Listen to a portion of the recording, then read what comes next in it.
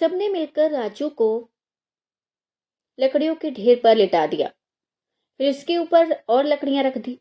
राजू ने जब देखा कि पड़ोसी चिता में आग लगाने जा रहे हैं तो वह लकड़ियां फेंक कर उठ खड़ा हुआ। जब पड़ोसियों ने राजू को इस तरह उठकर खड़ा होते देखा तो भूत भूत चिल्लाते हुए गांव की तरफ भागे।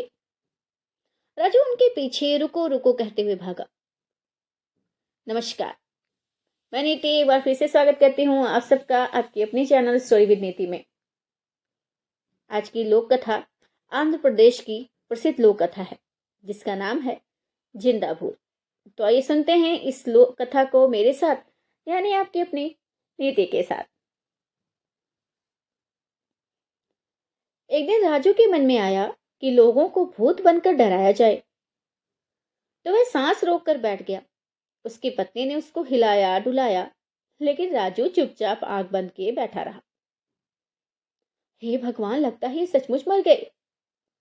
वे रोती हुई बाहर निकली और पास पड़ोस वालों को बुला लाई। राजू उसी तरह बिना सांस लिए बिना हिले डोले बैठा था। भाई पड़ोसियों ने भी समझा कि राजू मर गया है, अब इसका दाह संस्कार करना चाहिए। तो वे सब लेकर राजू को नदी किनारे आए। उसे लकड़ियों के ढेर पर लिटा दिया। फिर इसके ऊपर और लकड़ियां रख दी। राजू ने जब देखा कि पड़ोसी चिता में आग लगाने जा रहे हैं तो वह लकड़ियां फेंक कर उठ खड़ा हुआ। जब पड़ोसियों ने राजू को इस तरह उठकर खड़ा होते देखा तो भूत भूत चिल्लाते हुए गांव की तरफ भागे। राजू उनके पीछे रुको रुको कहते हुए भागा। गांव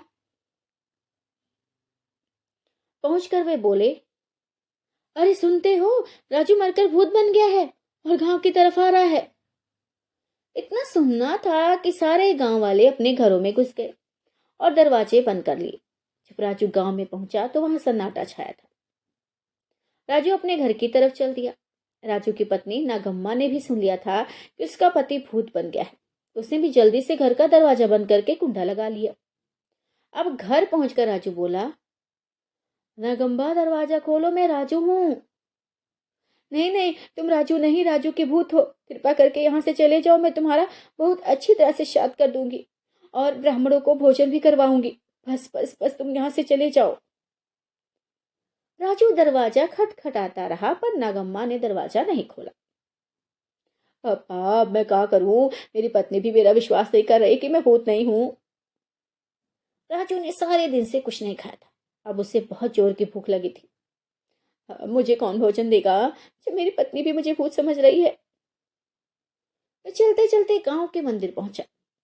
हाँ चलो, ये रात यहीं काट लेता हूं। सुबह जब पुजारी प्रसाद चढ़ाने आएगा तो उससे प्रसाद लेकर वो खा लेगा। वो मन में यही सोच रहा था। इसलिए राजू मूर्ति के पीछे छिपकर बैठ गया और पुजारी की प्रतीक्षा करने लगा। रात बीती, सुबह हुई। गांव वालों ने धीरे से दरवाजे खोले और बाहर झांका। राजू का भूत कहीं दिखाई नहीं दिया।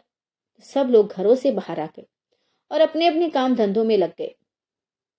पुजारी भी प्रसाद बनाने लगा। प्रसाद बनाया, बड़े बनाए, लड्डू बनाए। फिर सारा प्रसाद एक थाली में सजाकर मंदिर की तरफ चल दिया। मंदिर में पहुंचकर उसने प्रसाद की थाली एक और रख दी। फिर कुएं से बाल्टी निकाली और मंदिर धोने लगा। तभी राजू मूर्ति के पीछे से निकला और बोला, स्वामी, आज आपने बड़ी देर कर दी, मैं कब से आपकी प्रतीक्षा कर रहा हूं। इतना सुनना था कि पुजारी बाल्टी पटक कर गांव की तरफ भागा। उसके पीछे पीछे राजू, स्वामी स्वामी। गांव वालों ने जब राजू को पुजारी के पीछे आते देखा तो फिर से घरों में घुस गए और दरवाजे बंद कर लिए। राजू एक बार फिर अपने घर गया, लेकिन नागम्मा ने दरवाजा नहीं खोला।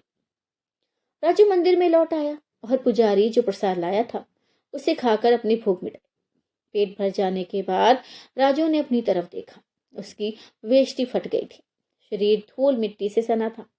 बाल बिखरे थे। लोग ठीक ही मुझे भूत समझते हैं, मेरी हालत तो देखो, वह बोला। सबसे पहले रमैया धोबी से सब कपड़े मंगाकर पहनना होगा।